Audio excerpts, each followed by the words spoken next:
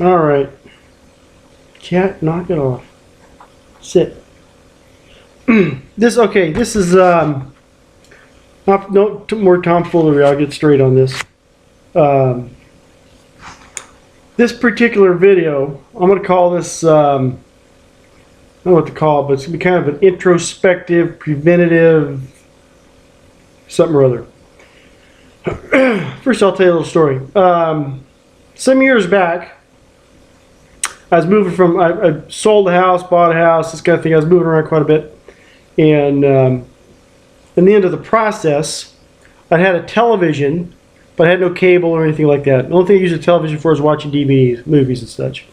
At work, where I'm working, still working there today, we had television with all the cable channels, all the news, and it was on 24/7. So when I was working, I always had the 4 or 5 hours of news or television coming in. And then when I get home, I didn't really need it. Okay. Then I ended up moving out of that place, rented it out, moved to another place, and I didn't bring the TV with me. It was I can't remember what happened to it or whatever. But when I was away from work, I had no television. Okay. If I watch DVDs, I watch on my computer, laptop. But at work, we had still had the television with cable and everything. Well, we had a lot of people hanging around over the years. They'd come in there just to watch the TV, whatever the case is. Kind of a public place. And so finally the powers that be said, hey, let's get rid of this TV thing. Maybe we could thin out the herd a little. And sure enough, we said, yeah, probably, money was tight at the time, we didn't need the bill.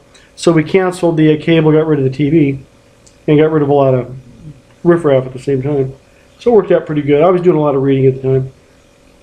So I could always do that in my spare time there. Anyway, what I'm going to is the truck I was driving at the time had, typical radio and everything.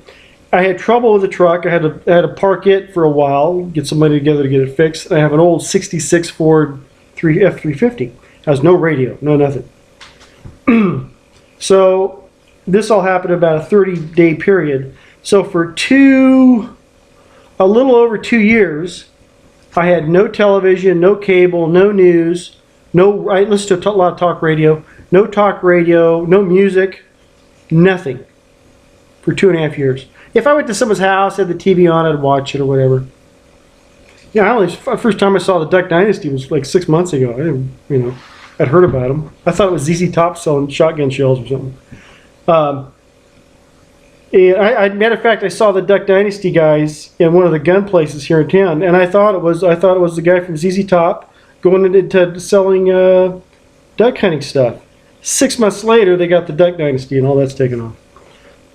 So anyway, I didn't have TV during all that. So what I'm trying to get at here is for 2.5 years, I had no outside media stuff coming at me. No news, no television shows, no sports, no marketing, no commercials. That's a big one. I'll get into that. But at the time, I was doing a lot of reading, a lot of Bible stuff, Bible research, a lot of documentary books, this kind of thing. I do a lot of reading. And what I noticed is in this 2.5 year period, I kind of noticed this about 2 months into it. But what I noticed without the television, without the radio, my thoughts became my own. Now you're thinking, okay, so of course your thoughts are your own, your thoughts, whatever. What I'm saying is my thoughts had a chance. I didn't have some jingle from some stupid ad I heard on the radio when I went to lunch. I didn't have some advertisement going on in my head. I didn't have something that talk show guy went on about, or something that pissed me off in the news that I was thinking about, and all this stuff. I actually had my own thoughts, my own stuff I was dealing with, something I read in the book that day, an issue, a problem I was trying to figure out, and work a solution. You got to remember, most of the time we get in the car and go somewhere, or we have time alone, we turn the television on, or we turn the radio on, because you do not want to be alone with ourselves. We got to have something coming, being fed our way. We don't like to be alone with our thoughts, typically. And most people, I think I'm right on this one. That's where most people go crazy when they get locked up somewhere, is they're just stuck with their own thoughts, and it makes them nuts. So for 2.5 years, I had this. If I was trying to find a solution to something, I had to work it out in my brain, which is not a the best tool I got, but you know, I'm working stuff out. I'm fixing things. I'm finding solutions to problems I'm dealing with. I'm reading books, and I'm getting more. Things are resonating now, and I'm reading this stuff. I'm able to you know, read stories, history, this kind of thing, and get more out of it. Okay, because I did not have other things competing for my mind. Okay, especially, and this is just killer with television marketing and all that kind of stuff. But reason I bring this up, and this is kind of be a challenge, I guess. Most of you won't be able to do this. I get it.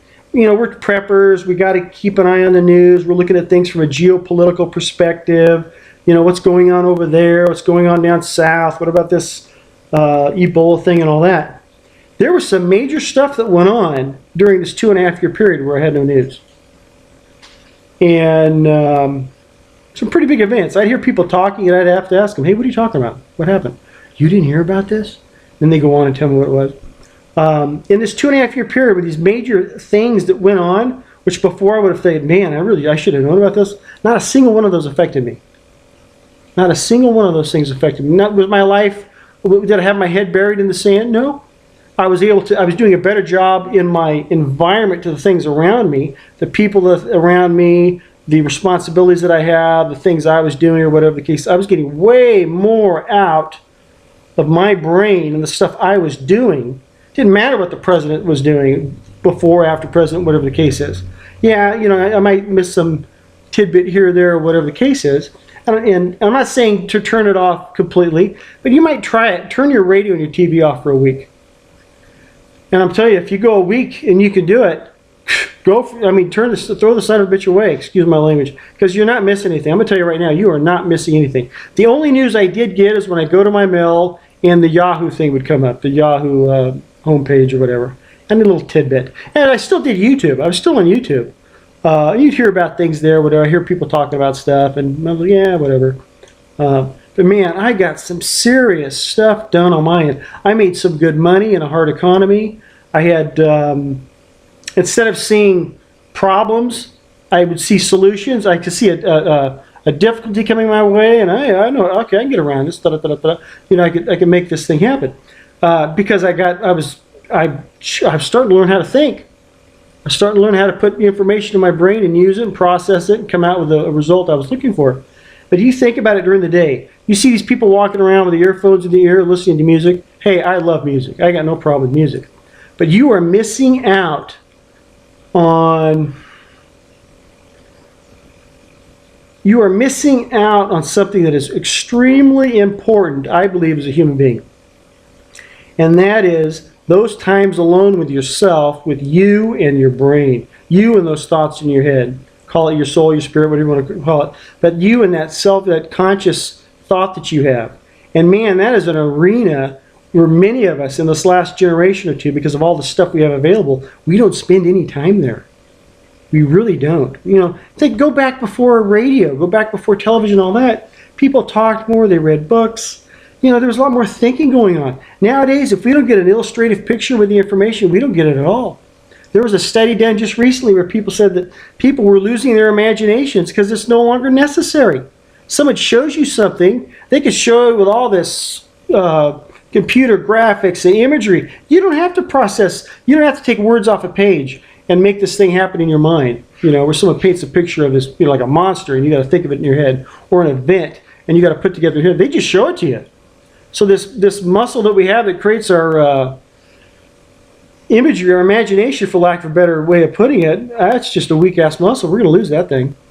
And so I'll kind of throw this out there as a challenge. I know a lot of people won't be able to do this. I have friends that are addicted to the news. And I'm not talking about, oh, you're just stepping away from the negative information because it makes people down. I'm talking about getting your thoughts back. I mean, I tell you, let's say you leave your work, you're going to lunch, you've got that 20-minute drive, or you're going home, that hour drive, whatever it is, and you have no radio on, and just you and your thoughts. Now, some of you may already be doing this. Good for you. You know what I'm talking about. But I think a lot of us are really missing the boat. Because that area where those thoughts in our head lives, that arena, we need to be spending time there, especially once things get tougher. We really need to know how to be processing the data that we're getting. Okay?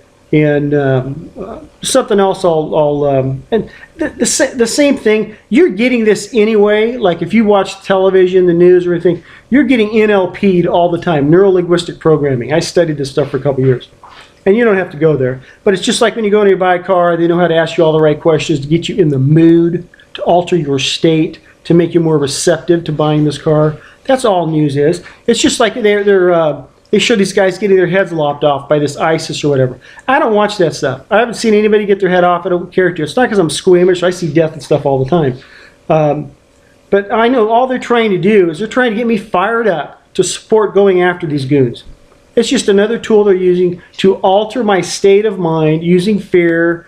Just like I think this Ebola thing. I'm not doubting Ebola, but they're trying to alter our state, getting us afraid, to getting us to react to this next thing that they're going to do.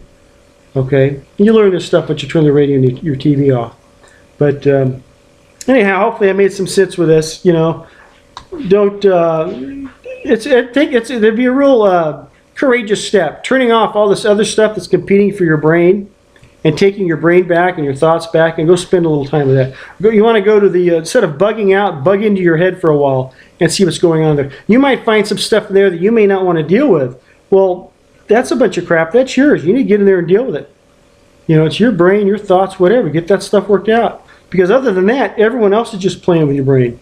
You know, take that stuff back. Take it back. Kick them out. The hell with them. Hopefully I don't make you think I'm even crazier. Have a good one.